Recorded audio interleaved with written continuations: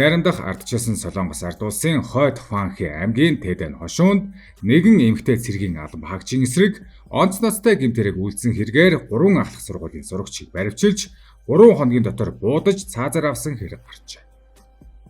Энэ хэргийн хамгийн цочирдом тал нь гэмт хэргийн харгас байдалтай бус, харин өсвөр насныхны гэмт хэрэгт төр засаг ямар хурдтай шийдэмгий хандсанд оршиж байна. Гэмт хэрэг үлдэгдсэн цагаас эхлэн цаазаар авах хүртэлх бүх үйл явц 7 хоногоос ч бага хугацаанд багтсан нь шүүхийн процесс заавал урт хугацаа шаарддаг гэсэн уламжлалт ойлголтыг бүрмөсөн эвдсэн.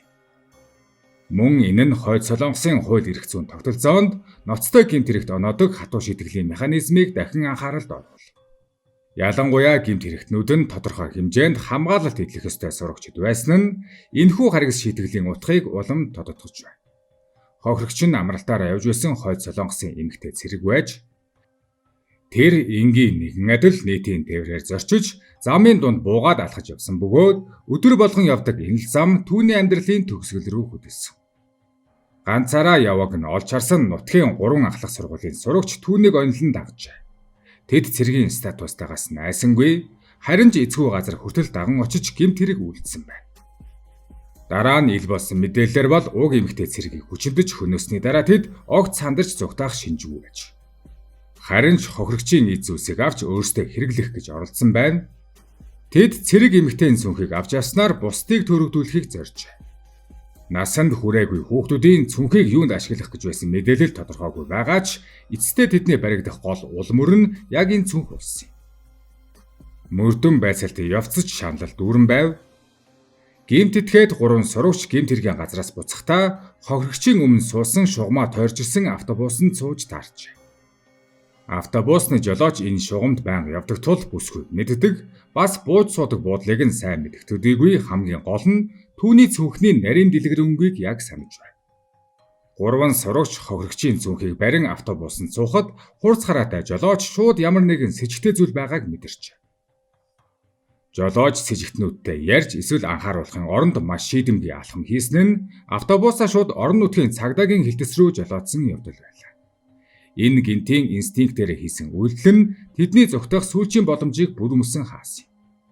Автобус цагдаагийн хашаанд очиход цагдаа нар газар дээр нь шалгалт хийж өөрсдөө хэрэгээс сайн мутарсан гэж бодож байсан 3 ахлах сургуулийн сурагч аль хэдийн баригдаж эсэргүүцэх эсвэл зүгтах ямар ч боломжгүй боллоо. Тэд шууд л гэмт хэргийн газраасаа цагдаад хүргэгдсэн нь энэ.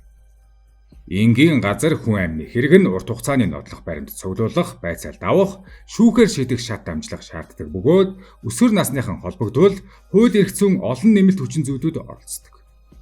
Гэвч цэрэг эмэгтэйд үүдсэн энэ харгас гэмт хэргийг шийдэхэд бүгд найрамдах ардчилсан Солонгос ард улсын эрх баригчид бүх төвхтэй дундын шат амжилгыг алгассан байна. Эрх баригчид шүүх хурал ял онох бүх үйл явцыг ердөө 3 хоногт дуусгасан. Эцсийн шийдвэрээр 3 сурагчдад цаазаар авах ял оноожээ. Давж заалдах хойшлуулах хугацаа байхгүй, тэднийг шууд цаазын талбайд авчирч буудан хороосон байна.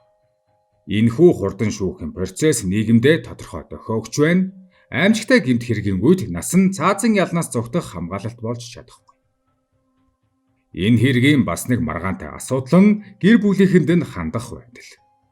Олон улсын хүмүүнлэгийн нийтлэг практикт цаазын ялтай этгээдэд эцсийн удаа ойрын гэр бүлийнхэнтэйгээ уулзах эсвэл өв залгамжлал үлдээх боломж олгодог. Гэвч энэ хэрэгт эрх баригчид тэднээс энэ боломжийг булаасан байна. Цаазаар авах хамгийн сүүлчийн мөч хүртэл 3 сурагчдын эцэг их ойр дотны хүмүүс тэдэнтэй уулзах аргагүй байж. Уулзах хүсэлтийг нь шууд татгалзсан байна. Энэхүү хатуу арга хэмжээний цаана бүгд найрамдах ардчилсан Солонгос ард улсын өвөрмөц хамтын хариуцлагын тогтолцоо буюу хамтын шийтгэл оршиж байна.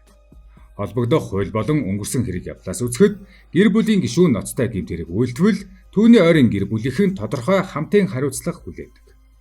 Энэ хариуцлага нь нийгмийн байр суурь алдах, албадан хөдөлмөртөд ажиллагдах, оршин суух газараасаа хөөгдөх байдлаар илэрч байна. 3 этгээдийн гэр бүл яг ямар хэмжээнд шийтгэл хүлээсэн нь тодорхойгүй ч мөрдөн шалгалтанд хамтран ажилласан нь тодорхой. Хэрэг гарсны дараа Хойд Солонгосын эрх баригчид энэ хэргийг нийгмээс нуухыг оролдсонгүй, харин ч олон нийтэд сөрөг жишээ болон зарлжээ.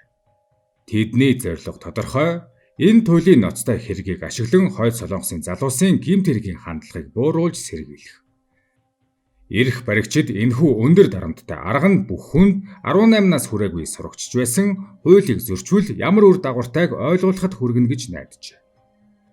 Хэрэг гарсны дэлгэрэнгүй мэдээлэл ил болсонтой зэрэгцэн маш хурдтайгаар хойд Солонгос даяар өсвөрийн гэмт хэрэгтээ тэмцэх арга хэмжээг авсан байна. Улсын бүх сургуулиудад сурагчдын хөдөлгөөн, сахилга хяналтыг чангадах үүрэг өгч, ижил төстэй сурагч холбогдсон гэмт хэрэг дахин гарахаас сэргийлжээ. Нийтийн тээврийн системүүд ч аюулгүй байдлын арга хэмжээг сайжруулж, с ิจ гтэй эзүүс авч яваа хүмүүсийг наривчлан шалгаж эхэлсэн байна.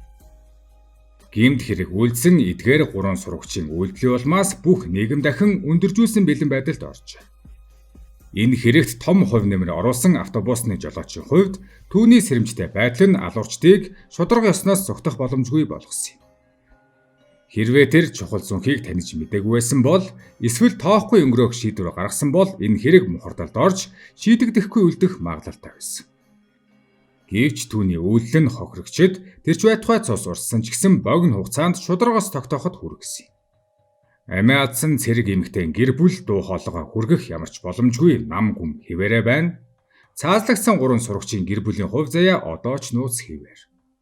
Хамтын шийтгэлийн системийн сүудэр дор эдгээр эцэг их зөвхөн хүүхдээ алдаа зогсохгүй улс төр амьдралын олон хүндрэл төртөх магадлалтай. Тэдний хувь заяа маш муу нөхцөлд орох нь тодорхой. Энэхүү хэргийн үйл явдал нь гадны ертөнцид хойд Солонгосын нийгмийн дэг журмыг удирдах үндсэн логикийг тодорхой харуулжээ. Хамгийн хатуу шийдэглэр дэг журмыг сахиулах. Хойд Солонгосын төрийн аппараттай нүүр тулсан үед хувь хүний нас, гэр бүлийн гарал, гэмших байдал ямар ч оч холбогдлоо. Хуулийн эрх мэдэл нь хүмүүжүүлэх, ятгах бус харин хэрэгжилтийн хурд шийдэглийн хатуу байдлаар илэрдэг аж. Эцэст нь эдгээр 3 ахлах сургуулийн сурагч өөрсдийн үйлдэлийнхээ төлөө амь насаараа төлөөс төлж хойд Солонгосын нийгмийн залуусын өмнө цусаар бичигдсэн анхааруулга үлдээв. Сургуульдж байсан, нийгэмдж байсан, уучлалшгүй гэмт хэрэг үйлдсэн хэн боловч өршөөлгүй, сүрэл дагуулах үр дагавартай тулгарна. Тэрхүү үр дагавар нь гин буруугүй гэр бүлийнхэнд нь хүртэл нөлөөлж болзошгүй. Энэ бол өндөр дарамттай улаан шугамын дор оршдог хэрцгий бодит үнэн юм хэмээн Хятадын CGD сайтанд нийтэлжээ. Хойд Солонгост гэмт этгээдүүдийг нийтээр нь цаазаар авдаг 318 байршлыг олж тогтоосон тухай Өмнөд Солонгосын нэгэн төрийн бус байгууллага мэдээлсэн байдаг. Тус байгууллага 4 жилийн хугацаанд эх орноосоо дөрвөн ирсэн 610 хойд Солонгосын иргэнээс ярилцлага авсан байна. Өмнөд Солонгосын нэвтрүүлэг болон киног хулгайгаар үзсэн хэрэгээс эхлүүлээд өөр олон төрлийн гэмт хэрэг үйлдсэн иргэдэд цаазын ял тулгадаг тухай Өмнөд Солонгосын уг төрийн бус байгууллага баримтжуулжээ. Нийтээр цаазын ял тулгах хэрэг нь спортын ордон, сургууль, зах, гол мөрний ойролцоо болдог байж. Энэ үйл явдлыг харуулахаар 1000 орчим хүнийг цуглуулдаг гин. Зарим тохиолдолд цаазын ял сонссон хүний гэр бүлийнхэн үйл явдлыг өөрийн нүдээр үзэх шаардлагатай болдог тухай тайланд тэмдэглэсэн байдаг. Харин гэмт этгээдийг оршуулсан газрын байршлыг маш ховор тохиолдолд хамаатан саданд нь хэлдэг байна. Гэрчийн мэдүүлгээс харахад хамгийн залуудаа цаазын ял сонссон иргэн 7 настай байсан аж. Хойд Солонгос цаазын ял албан ёсоор хуульчилсан санкц өгөөд олон төрлийн гэмт хэрэгт оноож болно. Үүнд хүнд гэмт хэрэг болох хүн амны хэрэг, хүний наймаа, цаашлаад элдв хулгай, гар тамхи хуулийн эсрэг үзэл суртал, гадаад хэвлэл соёлын материалтай холбоотой гэмт хэрэгүүдгээд олон үйлдэлд цааз өгдөг гэх дэлгэрэнгүй мэдээлэл бий. Олон улсын тайлангаар цаазын ялыг хойд Солонгос сүүлийн 10 жилд өргөжүүлэн ашиглаж байна. Тэд зөвхөн жирийн гэмт хэрэгт төдийгүй гадны телевиз, кино түгээсэн гадаад соёл хуваалцах хүмүүсийг ч цаазаар авсан тохиолдол гарсаар байгаа гэж нэгдсэн үндэсний байгууллагын хүний эрхийн байгууллага мэдээлсэн. Жишээ нь Өмнөд Солонгосын телевизийн сериалыг тараасан гадаадын мэдээлэл түгээсэн хүмүүсийн хүртэл цаазаар явуулсан хэмээн олон газрын зүгээс мэдээлж байна. Сүүлийн үед гарсан мэдээллээр талбайн буудалгаар хүмүүсийг цааслах явдал энэ нь цаазыг хуулийн төдийгүй улс төрийн айлгах, дарамтлах хэрэгсэл болгож ашиглаж байна гэж судлаачид үздэг. Олон улсын хүний эрхийн байгууллагуудын тайлангаар хойд Солонгос цаазын ял нь найдвартай шударга шүүхээр шийдвэрлэгддэг эсэх нь тодорхойгүй хэвээр байна.